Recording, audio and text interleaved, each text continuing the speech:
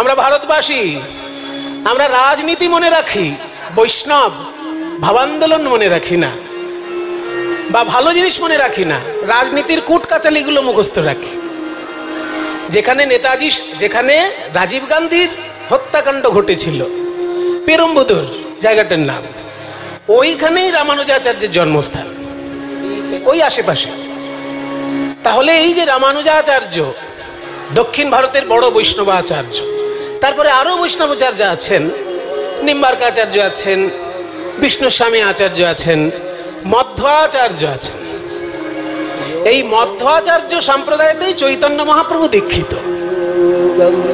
তাহলে যে চারটে বৈষ্ণব আচার্যের কথা বললাম, তার মধ্যে মধ্বাচার্য সম্প্রদায়ে চৈতন্য মহাপ্রভু দীক্ষিত বলে আমরা জানি।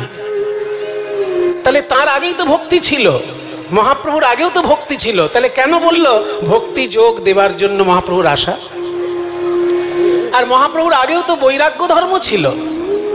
শঙ্করাচার্যপাদ বাল্যকালে গৃহত্যাগ করেছেন সনাতন ধর্মের দুর্দশা দেখে।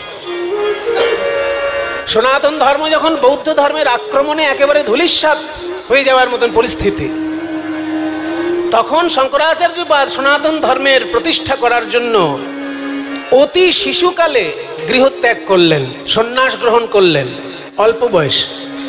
তাহলে বৈরাগ্য তো আগে থেকেই রয়েছে। শঙ্করাচার্যের অনেক আগে, 2500 বছর আগে, মানে আমাদের থেকে 2500 বছর আগে বুদ্ধদেব, তিনিও তো গৃহত্যাগ করেছিলেন জগতের কল্যাণের জন্য। রাজবাড়ির ছেলে হয়ে ভিক্ষা করে জীবন কাটালেন মানুষের কল্যাণ চিন্তা করবেন বলে। তাহলে বুদ্ধদেবের বৈরাগ্য ছিল, শঙ্করাচার্যের বৈরাগ্য ছিল। চৈতন্য মহাপ্রভু তো সেই তুলনায় অনেক আধুনিক, ওনারা তো অনেক প্রাচীন যুগের লোক, বৈরাগ্য তো আগে থেকেই আছে, ভক্তি তো আগে থেকেই আছে। তাহলে মহাপ্রভু কি বৈরাগ্য দিলেন আর কি ভক্তি দিলেন? কেন বলছেন সার্বভৌম ভট্টাচার্য বৈরাগ্য বিদ্যা নিজ ভক্তি যোগম? বৈরাগ্য বিদ্যার নিজের ভক্তি যোগ শিক্ষা দেবার জন্য তার আশা। এখানে বলা হচ্ছে বৈরাগ্য বিদ্যা রূপে প্রচার করা, এটা মহাপ্রভুর লক্ষ্য ছিল। আমরা বিদ্যার অংশ হিসেবে কখনো বৈরাগ্য শিখি কি? এই ছোট ছোট বাচ্চারা আছে, তোরা বল, তোরা যে স্কুলে পড়িস সেই স্কুলে কোনোদিন শেখানো হয়েছে বৈরাগ্য কাকে বলে? শেখানো হয়েছে ইতিহাস, শেখানো হয়েছে ভূগোল, শেখানো হয়েছে 2 আর 2 4 হয়, 4 থেকে 2 বাদ গেলে 2 হয়। অঙ্ক শেখানো হয়েছে, ইংরেজি শেখানো হয়েছে, ইতিহাস, ভূগোল, জীবন বিজ্ঞান, ভৌত বিজ্ঞান একেবারে ভরে দিয়েছে বিদ্যায় বিদ্যায়। কিন্তু বৈরাগ্য বিদ্যা কই? যেটা ভারতবর্ষের আসল পরিচয়। বুদ্ধদেব যে বিদ্যার জন্য রাজার ছেলে হয়ে বাড়ি ছাড়লেন, শঙ্করাচার্য বাল্যকালে যে কারণে বাড়ি ছাড়লেন, সেই বৈরাগ্য বিদ্যার শিক্ষা কোনো বিদ্যালয়ে দেওয়া হয় কি? বিদ্যালয়ে তৈরি করা হয় ছাত্রছাত্রী যাতে তারা বড় হয়ে একটা চাকরি পায়, জীবনটা কাটিয়ে দেয়। বৈরাগ্য বিদ্যা শিক্ষা হচ্ছে কোন বিদ্যালয়ে? কোথাও হয় না। এটাই আমাদের দুর্ভাগ্য যে আমাদের ভারতবর্ষের আসল শিক্ষা বিদ্যালয়ে দেওয়া হয় না। যদি কোনো ভাগ্যবান মানুষ একজন বড় সন্ন্যাসীর সংস্পর্শ পায়, তবেই সে জানতে পারে বৈরাগ্য কাকে বলে। তা নাহলে বিদ্যালয়ে গিয়ে কোনোদিন বৈরাগ্য কেউ শিখতে পারে না। বৈরাগ্য বিদ্যা, তাহলে বৈরাগ্যটা শিখবো কি করে? এখন যদি প্রশ্ন করেন আপনারা, আমি সংক্ষেপে বলে দেবো সব। বৈরাগ্য শেখার সহজ উপায় আছে, যেটা চট করে কোথাও আপনারা শুনতে পাবেন না, আমি বলে দেবো। বৈরাগ্য থাকবে মনে, বাইরে শুধুমাত্র পোশাকে বৈরাগ্য থাকলেই হবে না। বৈরাগ্য থাকতে হবে মনে। যেমন রবীন্দ্রনাথের ছিল, একের পর এক সন্তান মারা যাচ্ছে, কিন্তু সে কি বিব্রত হয়ে গিয়ে কবিতা লেখা বন্ধ করে দিল? দেয়নি। সমস্ত দুঃখকে হাসি মুখে বরণ করে নিয়ে পৃথিবীর জন্য মহামূল্যবান সম্পদ রেখে গেলেন রবীন্দ্রনাথ। তাহলে বৈরাগ্য না থাকলে এটা কি সম্ভব? বৈরাগ্য ভিতরের জিনিস। বৈরাগ্য কাকে বলে? শঙ্করাচার্যের একটা ছোট্ট সংজ্ঞা আছে বৈরাগ্য সম্পর্কে। বিষয়েষু অনাসক্তি বৈরাগ্যম। বিষয়ের প্রতি অনাসক্তি যখনই এসে যাবে জানতে হবে বৈরাগ্য হয়ে গেছে। বিষয় কি? আমরা বিষয় মানে বুঝি ব্যাংক ব্যালেন্স, একটা দামি গাড়ি, দামি বাড়ি আর দামি শাড়ি। দামি গাড়ি, দামি বাড়ি, দামি শাড়ি, আইফোন, এইগুলোই হচ্ছে আমাদের কাছে বিষয়। এই বিষয় থেকে যখন মনটা সরে আসবে, বিষয়ের প্রতি যখন আসক্তি ত্যাগ হবে, তাকেই বলা হয় বৈরাগ্য। সেটা কি সম্ভব? অসম্ভব নয়, তবে কঠিন। বৈরাগ্য জিনিসটা সম্ভব নয় তা নয়। সম্ভব না হলে রবীন্দ্রনাথ কি করে করলেন? ওনার তো সন্তান ছিল, স্ত্রী ছিল, সুখের সমস্ত সামগ্রী ওনার ছিল, তবু অন্তরে বৈরাগ্য ছিল। সম্ভব কিন্তু কঠিন। বৈরাগ্য জিনিসটা কি না, বিষয়ের প্রতি অনাসক্তি। বিষয় মানে টাকা পয়সা গাড়ি বাড়ি নয়, বিষয় মানে পাঁচটি ইন্দ্রিয় যার প্রতি আকৃষ্ট হয়। আমি ভারতীয় দর্শন তত্ত্বের কথাগুলো বলছি, এগুলো আগে শুনে নিন, তারপর লীলায় তো যাবই। পাঁচটি ইন্দ্রিয় কি? চোখ, চোখ আকৃষ্ট হয় কিসে? রূপে। কান আকৃষ্ট হয় কিসে? শব্দে। নাক আকৃষ্ট হয় কিসে? গন্ধে। জিহ্বা আকৃষ্ট হয় কিসে? স্বাদে। আর ত্বক আকৃষ্ট হয় কিসে? স্পর্শে। এই শব্দ, স্পর্শ, রূপ, রস, গন্ধ, এই পাঁচটি হচ্ছে তন্মাত্র, অর্থাৎ ইন্দ্রিয়ের আকর্ষণের বিষয়। ওই জন্য একে বলা হয় বিষয়। ইন্দ্রিয় আকৃষ্ট হয় যে জিনিসটার প্রতি, তাকেই বলে বিষয়। দেখুন, আমি আইফোন ভালোবাসি কেন, মোবাইল ভালোবাসি কেন? না, চোখ আকৃষ্ট হচ্ছে রূপে। ভালো ভালো নায়িকার ছবি দেখা যাবে, সেই জন্য আমার মোবাইলের প্রতি আকর্ষণ। তাহলে রূপে আকৃষ্ট হচ্ছে চোখ। যখনই রূপ থেকে চোখ একবার সরা শিখে যাবে, হাজার দামি মোবাইলও তাকে আকর্ষণ করতে পারবে না। তাহলে রূপ, রূপের জন্য চোখ, শব্দের জন্য কান, স্বাদের জন্য জিহ্বা, গন্ধের জন্য নাসিকা, স্পর্শের জন্য ত্বক। এই পাঁচটি বিষয় থেকে যখন মন সরে আসে, আর মনের নিজের একটা বিষয় আছে চিন্তা। মন চিন্তা ছাড়া থাকতেই পারে না। সেই চিন্তা থেকেও মন যখন সরে আসে, সেই অবস্থাটার নামই হচ্ছে বৈরাগ্য। এটা আমাদের অভ্যাস করতে হবে। অভ্যাস করলে আমাদেরও হয়ে যাবে বৈরাগ্য। অভ্যাস করব কি করে মশাই? অভ্যাস করার সহজ পথ বলে দিয়েছেন শঙ্করাচার্য। বলছেন, যে কোনো বিষয়ের প্রতি দোষ দর্শন করার চেষ্টা করো। এটা যদি অভ্যাস হয়ে যায় কারো, তাহলে বৈরাগ্য হয়ে গেল। সমস্ত জিনিসের ভালো দিক আছে, মন্দ দিক আছে। তুমি মন্দ দিকগুলো খুঁজে খুঁজে বার করো, দেখো সেই জিনিসটার প্রতি আর আকর্ষণ তোমার থাকবে না। কাজে আমি যদি শুধু ভালো দিকগুলো অন্বেষণ করি, তাহলে আমি আরো ভোগের মধ্যে ডুবে যাব। কিন্তু তার ক্ষতিকারক দিকগুলো যদি আমি আবিষ্কার করতে পারি, তখন সেখান থেকে আমার মন সরে আসবে। তাই যে কোনো বিষয়ের ক্ষতিকারক দিকটা যদি আমি আবিষ্কার করি, নিজে নিজে আবিষ্কার করি, খুঁজে বার করি, তাহলেই আমার ভিতরে বৈরাগ্য আসবে। এই বৈরাগ্যটা যদি না আসে, তাহলে সুস্থ চিন্তা, সুস্থ ভাবনা, সুন্দর ভাবনা করা যায় না। পৃথিবীতে যত বড় বড় আর্টিস্ট এসেছেন, সবার ভিতরে এই বৈরাগ্য ছিল, তাই তারা নিত্য নূতন সৃষ্টি করতে পেরেছেন। বৈরাগ্য আমাদেরকে সৃষ্টি করার জন্য, নিত্য নূতন সাধনার জন্য এগিয়ে দেয়। সেই বৈরাগ্য আগে থেকেই ছিল, কিন্তু মহাপ্রভু আমাদের যে বৈরাগ্য শিখালেন, সেই বৈরাগ্য হচ্ছে রসে রসায়িত বৈরাগ্য, শুকনো বৈরাগ্য নয়। এই জন্য অন্যান্য বৈরাগ্যের থেকে মহাপ্রভু বৈরাগ্যটা আলাদা। অন্যান্য বৈরাগ্য শুকনো বৈরাগ্য, যেগুলো আমি জ্ঞানের কথা বললাম একটু আগে, ওগুলো শুকনো বৈরাগ্য। কিন্তু মহাপ্রভু বললেন বৈরাগ্য থাকবে অন্তরে, কিন্তু রস আস্বাদনের মতন একটা স্পৃহা ভিতর থেকে থাকবে, রস মাখানো বৈরাগ্য। সেটাই মহাপ্রভুর অবদান। আর ভক্তি আগে থেকেও ছিল, কিন্তু মহাপ্রভু যে ভক্তি দিলেন সেটা হচ্ছে মধুর রসে রসায়িত ভক্তি। ভগবানকে প্রিয়তম ভেবে, নিজেকে প্রিয়তমা চিন্তা করে বা রাধারানীকে প্রিয়তমা চিন্তা করে নিজেকে রাধারানীর চরণের দাসী চিন্তা করা, এই ভাবনাটা মহাপ্রভুর আগে আমরা পাইনি।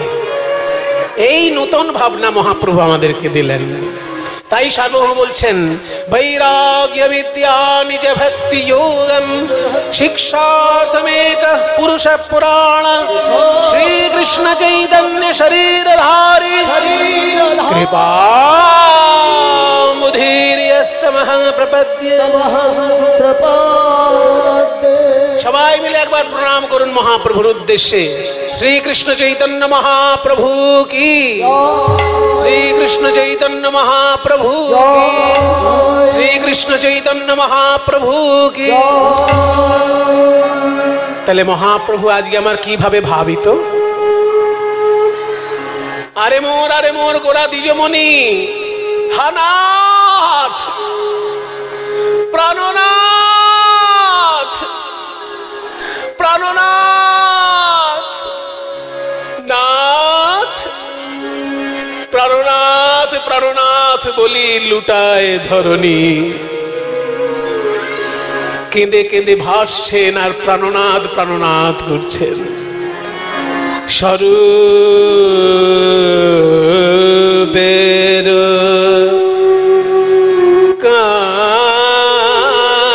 কাঁদিয়া কাঁদিয়া রজনী পোহায়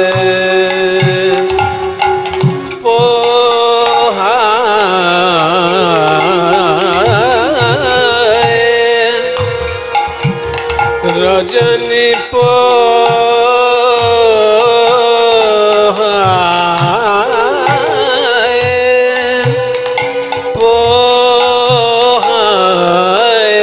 কাঁদিয়া রজনী পোহায় রজনী পোহায় পোহায় কাঁদিয়া রজনী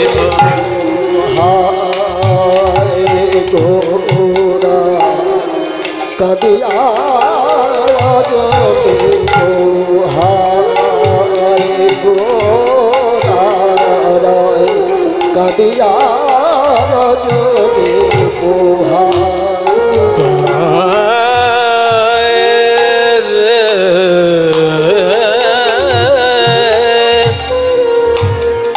বৃন্দাবনের রাধারানী যেমন শত বর্ষ ধরে কেঁদেছিলেন কৃষ্ণ বলে, সেই ভাব আজকে মহাপ্রভুর মধ্যে ফুটে উঠেছে। বৃন্দাবনে যখন রাধারানী কষ্ট পেতেন, কখনো ললিতার গলা জড়িয়ে ধরে কাঁদতেন, কখনো বিশাখার গলা জড়িয়ে ধরে কাঁদতেন। আজকে সেই ললিতা আর বিশাখা দুজন কলিযুগে জন্মগ্রহণ করেছেন স্বরূপ দামোদর আর রামানন্দ রায়ের রূপে। সেই ললিতা বিশাখাই কলিযুগে স্বরূপ দামোদর আর রামানন্দ। আর মহাপ্রভু তো রাধারানী, অন্তঃকৃষ্ণ বহির গৌরম, ভিতরে তার কৃষ্ণ বাইরে তার রাধা। তাই স্বরূপের গলা জড়িয়ে ধরে কাঁদছেন আর বলছেন, প্রভু আমার স্বরূপের গলায় ধরি, প্রভুর দুনয়নে বহে বারি বারি স্বরূপে গলায় ধরি দুনয়নে বহে বারি স্বরূপের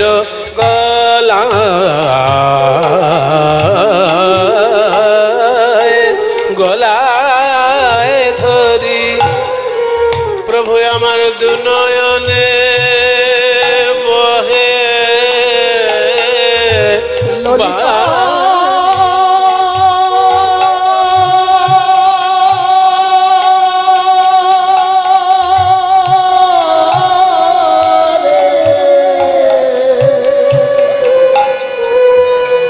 বিশাখা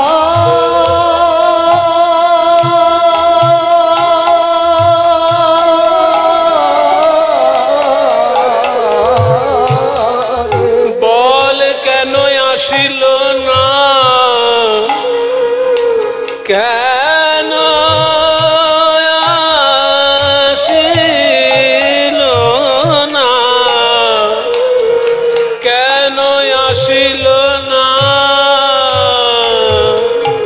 আমার প্রাণের শ্যামরায় শ্যামরায়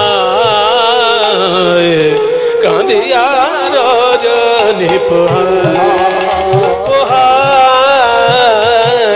কাঁদিয়া রজনী কাঁদিয়া রজনী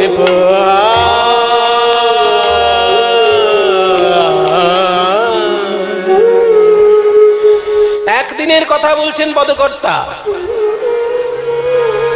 একদিন একটা সাধারণ মানুষ প্রতিদিনই যায়, স্নান করে জগন্নাথ মন্দিরে প্রণাম করে, তারপর কাজে লেগে যায়। একটা সাধারণ লোক, সে জানে বাবা বেশি মোটা মোটা বই পড়ে আমার কিছু হবেও না, আর আমার ক্ষমতাও নেই। যারা কীর্তন করে, যারা ভাগবত পাঠ করে, তারা মোটা মোটা বই পড়ুক গে যাক ঠাকুরকে নিয়ে, আমি কি করবো? আমি কর্ম না করলে খেতে পাবো না মশাই, সেই জন্য আমাকে কর্ম করতেই হবে। তাই লোকটি একটা ভালো ভাবনা ভেবে নিয়েছে যে আমি ভোরবেলা উঠবো, সমুদ্রে স্নান করব, আর সমুদ্র থেকে জগন্নাথের মন্দির প্রায় 2 কিলোমিটার রাস্তা। যারা পুরীতে গেছেন বা যাবেন, যারা গেছেন তারা তো জানেনই, সমুদ্র থেকে জগন্নাথ মন্দির 2 কিলোমিটার রাস্তা। এই রাস্তাটা হেঁটে আসেন, জগন্নাথ মন্দিরে প্রণাম করেন। ওই হেঁটে আসার সময় কিন্তু কারোর সঙ্গে গল্প গুজব করে না। ওই আলুর দাম কত, পটলের দাম কত, ওসব গল্প সারাদিন সময় আছে। কিন্তু এই স্নান করার পর আর ঠাকুরকে প্রণাম করার আগে আমি কারোর সঙ্গে গল্প করব না। এই সময়টা আমার ঠাকুরের জন্য। তাই 2 কিলোমিটার যখন সে হেঁটে যায়, কৃষ্ণ নাম করতে করতে যায়। আর ওই রাস্তার ধারেই কিন্তু মহাপ্রভুর মন্দির, যেখানে মহাপ্রভু থাকতেন পুরীধামে, গম্ভীরা রাধাকান্ত মঠ। ওই মন্দিরটা কিন্তু ওই রাস্তার ধারেই পড়ে। সেই মন্দিরের পাশ দিয়ে যখন চিৎকার করে কৃষ্ণ নাম করতে করতে ওই লোকটি যাচ্ছে, মহাপ্রভু পূর্বলীলার ভাবে ভাবিত ওই কৃষ্ণ নাম শুনে উন্মাদের মতো ছুটে চললেন। উন্মাদের প্রায় গোরা ছুটি ছুটি ধায়,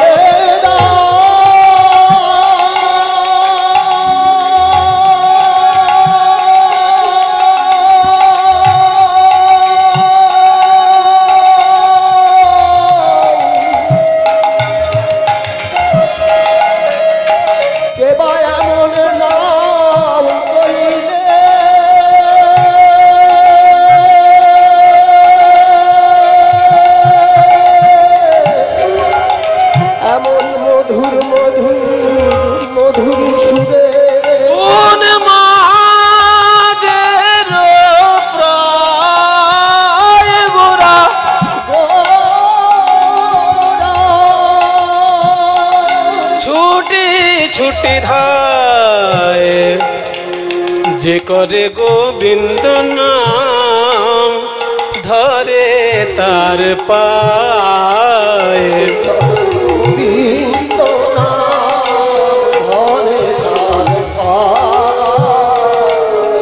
ওই যে সাধারণ মানুষটি কৃষ্ণ নাম করতে করতে যাচ্ছেন, মহাপ্রভু ছুটে এসে যখনই তার পায়ে পড়ে গেলেন, লোকটির কি অবস্থা হয় ভাবুন। শাস্ত্র টাস্ত্র কিছু জানে না, আর জানার প্রয়োজন বোধ করে না, কিন্তু এইটুকু খবর রেখেছে যিনি জগন্নাথ তিনিই বর্তমানে চৈতন্য মহাপ্রভু।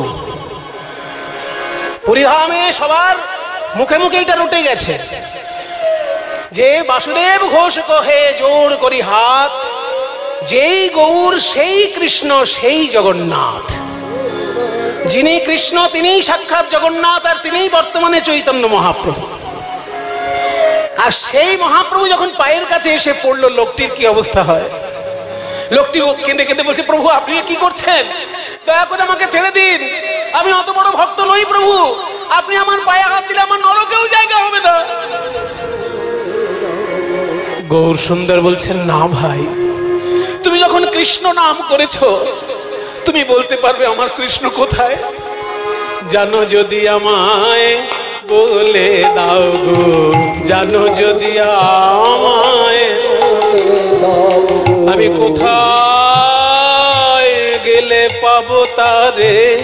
জানো যদি আমায় বলে দাও গো, আমি কোথায় গেলে পাবো তারে, যার নাম শোনায়ে আকুল কইলে, কোথায় গেলে পাবো তারে, যার নাম শোনায় পাগল কইলে, জানো যদি আমায় বলে। কেউ বুঝতে পারছে না মহাপ্রভু কেন আজকে সাধারণ লোকটার পায়ে হাত দিয়ে কাঁদছে। বাসুদেব ঘোষ পাশে দাঁড়িয়ে বলছে, বুঝলে স্বরূপ, কেন ওই লোকটার পায়ে হাত দিল মহাপ্রভু? আসলে মহাপ্রভু এখন রাধা রানীর ভাবে ডুবে আছেন। বৃন্দাবনে যখন রাধা রানী কৃষ্ণ কৃষ্ণ বলে কাঁদতেন, সেই সময় একদিন নারদ মুনি বৃন্দাবনে এসেছিলেন। তখন নারদ মুনির পায়ে পড়ে রাধা রানী বলেছিলেন, হে নারদ মুনি, আমি কোথায় গেলে কৃষ্ণ পাবো, দয়া করে আমাকে বলে দিন। আপনি দেশ বিদেশ ঘুরে বেড়ান, আমার প্রাণনাথের খবর আপনি জানেন। সেদিনকে রাধা রানীর দশা দেখে নারদ মুনির মন বড় ব্যথিত হয়েছিল। তাই নারদ মুনি রাধা কৃষ্ণের মিলন ঘটিয়েছিলেন। সেই ঘটনাটা আজকে মহাপ্রভুর মনে পড়েছে। তাই মহাপ্রভু নিজেকে ভাবছেন রাধারানী, আর যে লোকটা কৃষ্ণ নাম গাইতে গাইতে যাচ্ছে তাকে ভাবছেন নারদ মুনি। এত বলি গোরা চাঁদের লোরে নয়ান ভাসে, আজ প্রভাস পড়ল মনে, কহে বাসু ঘোষে প্রভাস পড়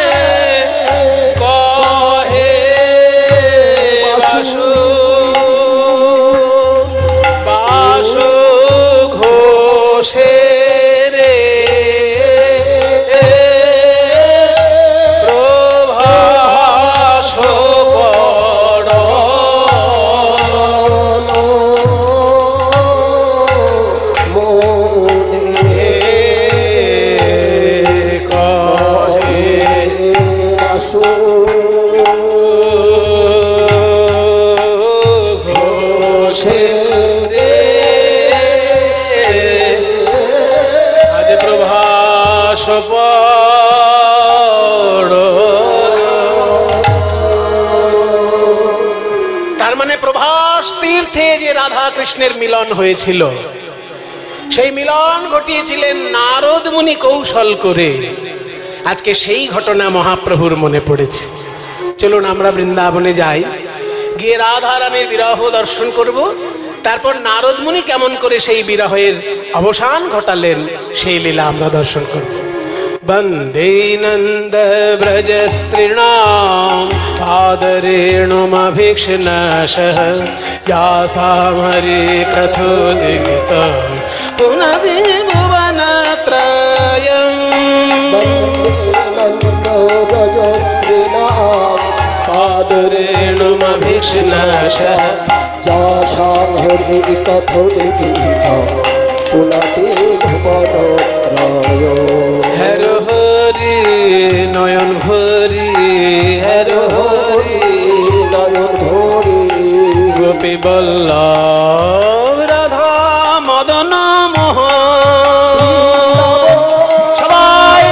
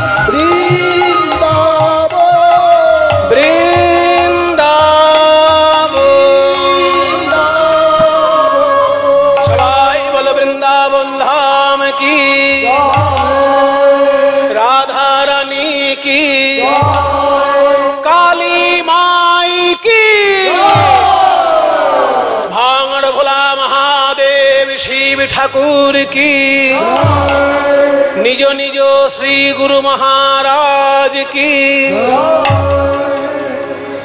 মধুময় শ্রীধাম বৃন্দাবন। মা কালী মহাশক্তির প্রকাশ। এই শক্তির প্রকাশ দু রকমের। জীব গোস্বামীপাদ ব্যাখ্যা করে বলেছেন, রাসলীলার ব্যাখ্যায় জীব গোস্বামীপাদ খুব সুন্দর বলেছেন।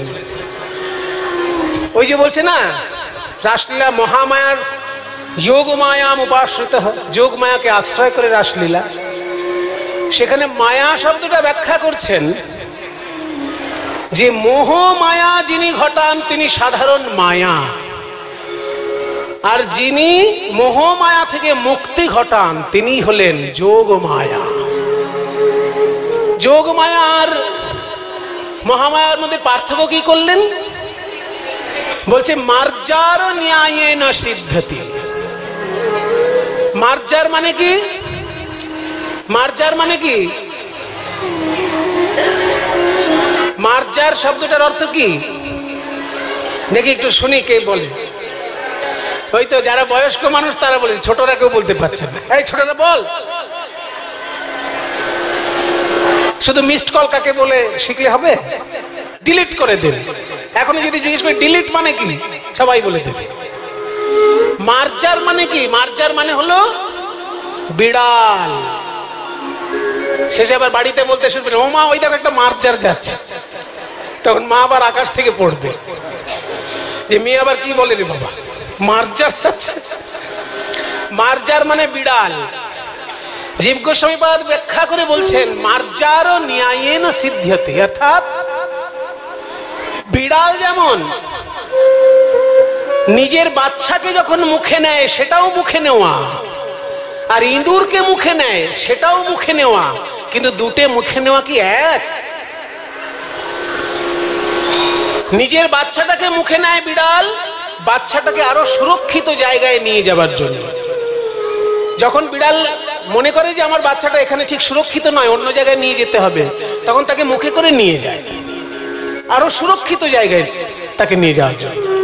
আর কিন্তু ইঁদুরকে যখন মুখে নেয় তখন কি? ইঁদুরকে সব থেকে বেশি সুরক্ষিত জায়গায়, পেটের মধ্যে যদি ইঁদুরটাকে রাখি আর তাহলে আর কেউ কোনো ক্ষতি করতে পারবে না। তাই ইঁদুর নিলে পেটের মধ্যে, আর বিড়াল যখন নিজের বাচ্চাকে মুখে নেয় তখন তাকে সুরক্ষিত জায়গায় রাখার জন্য নেয়। মায়া ঠিক তাই। তিনি ভক্তদেরকে যখন কৃপা করেন, কৃষ্ণের সঙ্গে ভগবানের সঙ্গে যোগাযোগ ঘটিয়ে দেন, তখন তিনি যোগ মায়ার কাজ করেন। আর যখন দেখেন এই জীবের কিছুতেই কৃষ্ণ ভক্তি হবে না, তখন তাকে নানা রকম বিষয় দিয়ে ভুলিয়ে রেখে বিষয়ের মধ্যে দিয়ে জীবনটা তা পার করে দেয়, ভগবানের থেকে দূরত্ব তৈরি করে দেয়।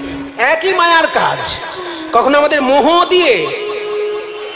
দিয়ে আমাদের মাথা গুলিয়ে দেয়, আবার সেই মায়াই ভগবানের সঙ্গে যখন যোগাযোগ করিয়ে দেয় তখন সে বিড়াল নিজের সন্তানের প্রতি যে আচরণটি করে সেই আচরণটি করছে। তাই সেই মহামায়াই আজকে আমাদের এখানে কালী মা রূপে পূজিত।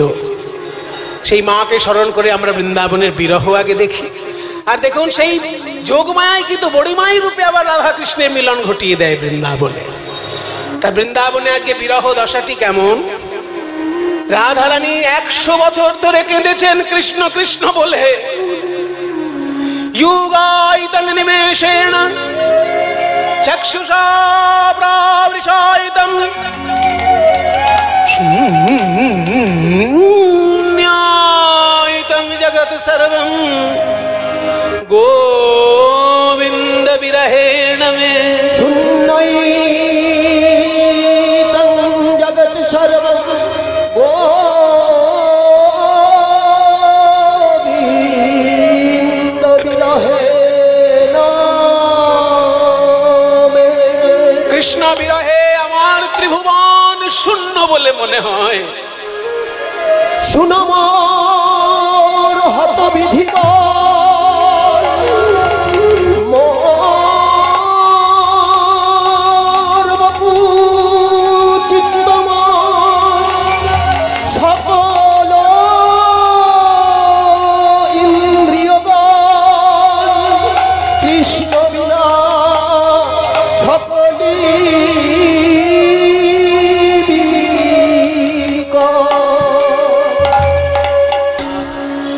আমাদের বড় সৌভাগ্যের বিষয়।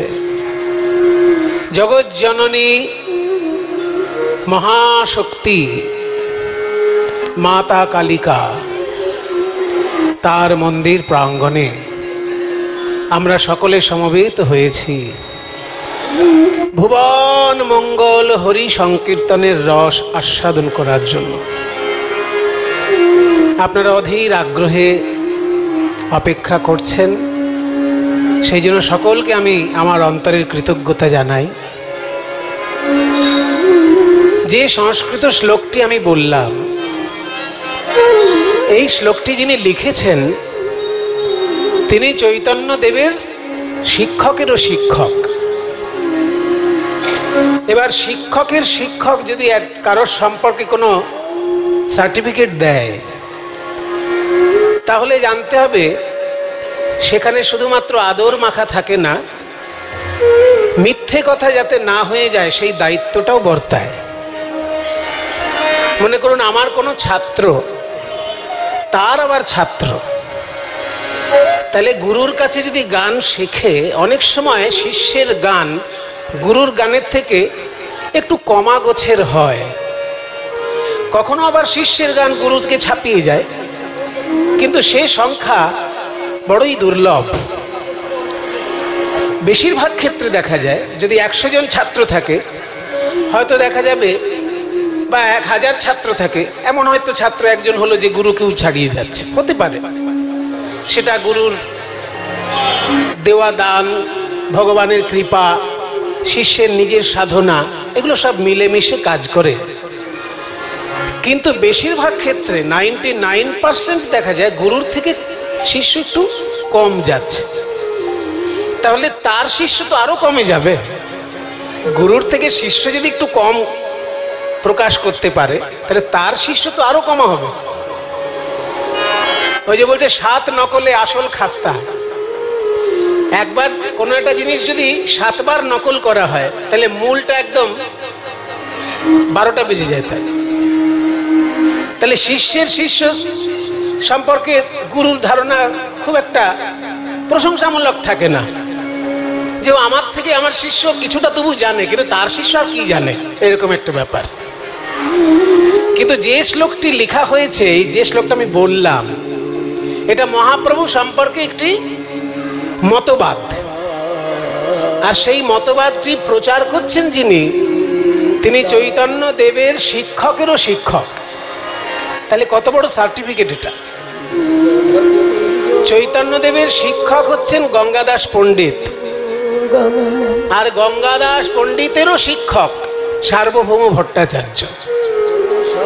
তিনি বলছেন যে মহাপ্রভু কেন এলেন এই জগতে। দুটো জিনিস উল্লেখ করলেন তিনি, বৈরাগ্য